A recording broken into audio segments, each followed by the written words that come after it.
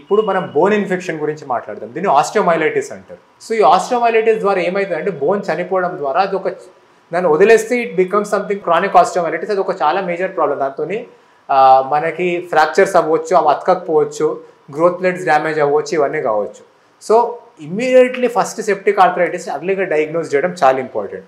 ఒక అర్లీ స్టేజ్లో అంటే సబ్పెరియాస్టల్ యాబ్సెస్ ఫామ్ కాకన్నా ముందు స్టేజ్లో మనకి ట్రీట్మెంట్ ఏంటి అంటే యాంటీబయాటిక్స్. మనకి బ్యాక్టీరియాని చంపేసి యాంటీబయాటిక్స్ ఇస్తే యూజువల్లీ ఒక prolong course up to 6 weeks మనకి ఇస్తే దాని ద్వారానే మనకి ఓన్లీ యాంటీబయాటిక్ మెడికేషన్ వల్లనే ఆస్టియోమైలైటిస్ కంప్లీట్లీ రిజాల్వ్ అయ్యే ఛాన్స్ ఉంటుంది, అక్యూట్ ఆస్టియోమైలైటిస్. కానీ సబ్పెరియాస్టల్ యాబ్సెస్ ఫామ్ అయినా కానీ మనకి అది బయటికి స్ప్రెడ్ అయ్యే ఇన్ఫెక్షన్ అయినా కానీ దానికి సర్జికల్గా డీకంప్రెస్ చేయడం చాలా ఇంపార్టెంట్. మనకి బోన్లో ఐదర్ డ్రిల్ హోల్స్ కానీ విండో కానీ క్రియేట్ చేసి పసుని బయటికి రానిచ్చేది మనకి ఒకటి చేయడం అండ్ పసుని తీసేయడం. ఇది ఆ సబ్పెరియాస్టల్ స్టేజ్ వచ్చింది ఆర్ దానికన్నా బియాండ్ వెళ్ళింది అంటే ఇది ఇంపార్టెంట్ మనకి. సో అక్యూట్ ఆస్టియోమైలైటిస్ ఎప్పుడైనా ఇగ్నోర్ చేసేది కాదు.